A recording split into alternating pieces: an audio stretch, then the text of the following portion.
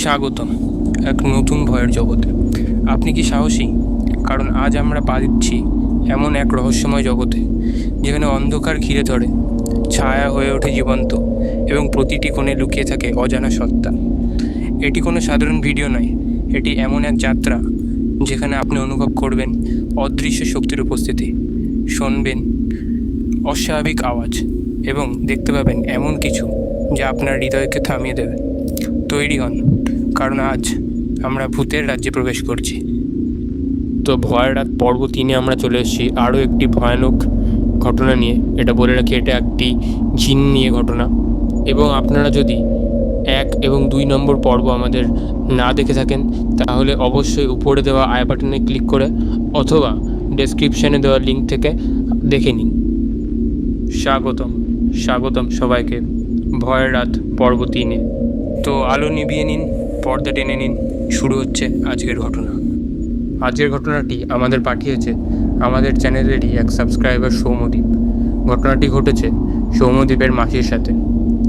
তো কানে হেডফোন দিয়ে নিন আর আসা যাক আজকের ঘটনায়।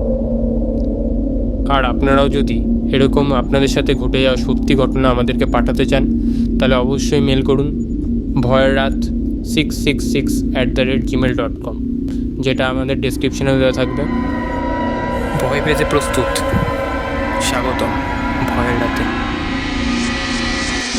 এক দুপুরে সৌম্যদীপের মাসি, যার নাম ছিল অনিমা, তিনি তার ছেলেকে ভাত খাওয়াচ্ছেন।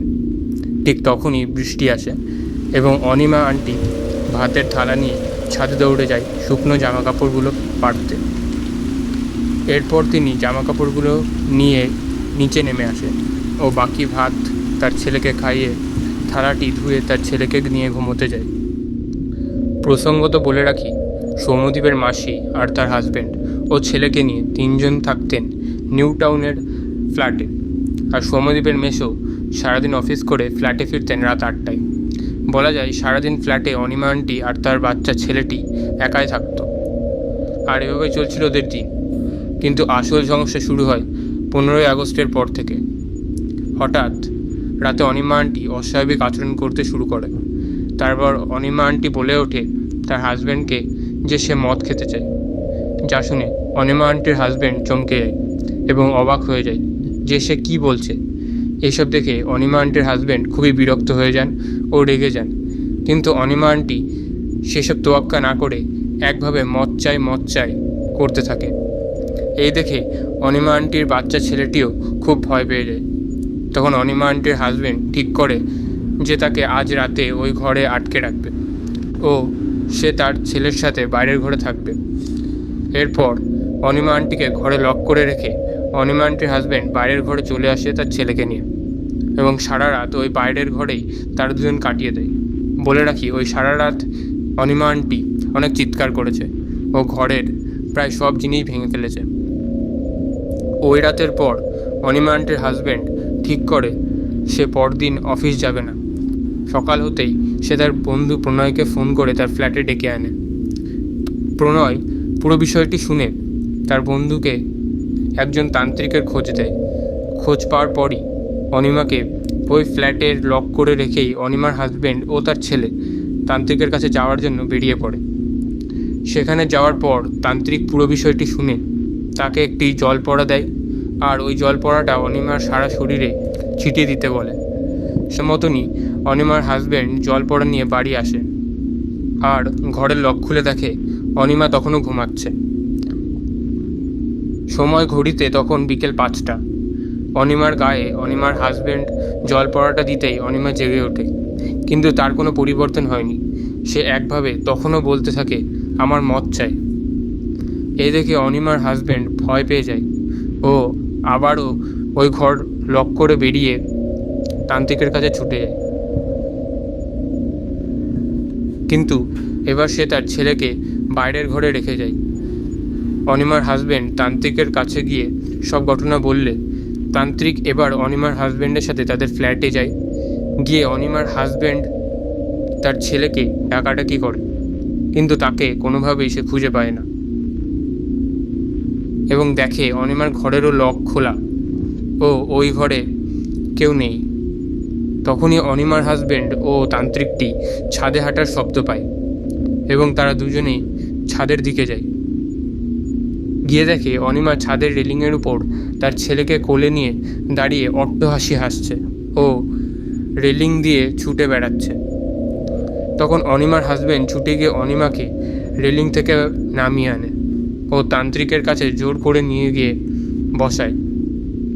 তখন তান্ত্রিক অনিমার মাথায় হাত দিয়ে পুরো ঘটনা জানতে পারে ও তাকে একটা মাদুলি পরিয়ে দিয়ে যায় এবং তিনি অনিমার হাজবেন্ডকে বলেন, কিছুদিন আগে অনিমা বৃষ্টির দুপুরে এঁটো হাত নিয়ে ছাদে উঠেছিল।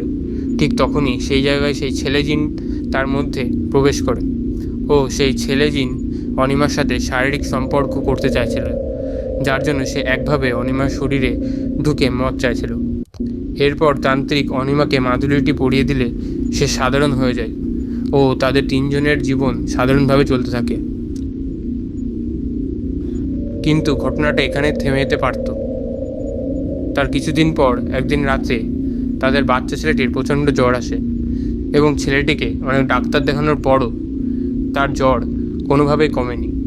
এই দেখে অনিমা ও তার হাজবেন্ড সেই তান্ত্রিকের কাছে ওই ছেলেকে নিয়ে যায় এবং তান্ত্রিক বাচ্চা ছেলেটিকে কোলে নিয়ে দেখে তার পিঠে 6-7টি হাঁচড়ের দাগ আর গলায় কে যেন দাঁতের কামড় দিয়ে তার গলার মাংসটি তুলে আনতে চেয়েছে। তান্ত্রিক তখন বাচ্চার কপালে হাত দিয়ে দেখে যে যেই ছেলে জিনটি অনিমার শরীরে প্রবেশ করেছিল তার সাথে তার বাচ্চা মেয়ে জিন ছিল, যে ওই ছেলে বাচ্চাটির অর্থাৎ অনিমা আন্টির ছেলের শরীরে প্রবেশ করেছে এবং সেই মেয়ে জিনটি বাচ্চা ছেলের শরীরে প্রবেশ করে অনিমার ঘরের লক খুলিয়েছিল। এটা জানতে পেরে তান্ত্রিক ঠিক 2 দিন পর ওই ফ্ল্যাটে মহাযজ্ঞ আয়োজন করে এবং যজ্ঞ সম্পূর্ণ হওয়ার পর তান্ত্রিক তাদের ফ্ল্যাটের চারিপাশে ও ফ্ল্যাটের ছাদে একটি সুতো 4 কোণায় বেঁধে রেখে যায় এবং এরপর তারা তিনজন আস্তে আস্তে সাধারণ জীবনযাপন করতে শুরু করে। তো এই ছিল আজকের ঘটনা এবং সৌম্যদীপ আমাদের জানিয়েছে যে তার মাসিরা এখন সুস্থ ও সুন্দর জীবনযাপন করছেন। ধন্যবাদ সৌম্যদীপ ভয়ঙ্কর ঘটনাটি উপহার দেওয়ার জন্য। সৌম্যদীপের এই ঘটনাটি আপনাদের কীরকম লাগলো আপনারা অবশ্যই আপনাদের মতামত কমেন্টে জানাবেন। আমার তো দুর্দান্ত লেগেছে জিনের ঘটনাটি। ভাবুন তো একবার ওই বাচ্চা ছেলেটির কতটা ভয় লেগেছিল ওই দিন, যেদিন ওর বাবা ওকে একা ঘরে রেখে গিয়েছিল। তো এই ছিল সৌম্যদীপের মাসির পরিবারের সাথে জিন নিয়ে একটি ঘটনা। আপনাদের মতামত অবশ্যই আপনারা কমেন্টে জানাবেন এবং এই ভিডিওটি যদি আপনাদের ভালো লাগে তাহলে অবশ্যই লাইক এবং বন্ধুদের মধ্যে শেয়ার করুন আর সাবস্ক্রাইব করতে ভুলবেন না আমাদের এই চ্যানেলটিকে। আর আরও একবার বলে দিই, যদি আপনারা আমাদের পর্ব নম্বর 1 এবং 2 দেখেননি তাহলে অবশ্যই উপরে দেওয়া আই বাটন এবং নিচে ডেসক্রিপশনে দেওয়া লিঙ্ক থেকে এক্ষুনি দেখে নিতে পারেন। আর আপনারাও যদি এরকম আপনাদের সাথে ঘটে যাওয়া সত্যি ঘটনা আমাদেরকে পাঠাতে চান তাহলে অবশ্যই মেল করুন voyerrath666@gmail.com, যেটা আমাদের ডেসক্রিপশনে দেওয়া থাকবে।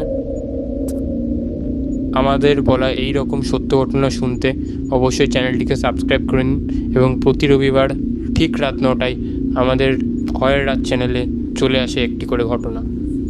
তো আশা করি এই ঘটনাটি আপনাদের ভালো লেগেছে। দেখা হবে পর্ব নাম্বার 4-এ।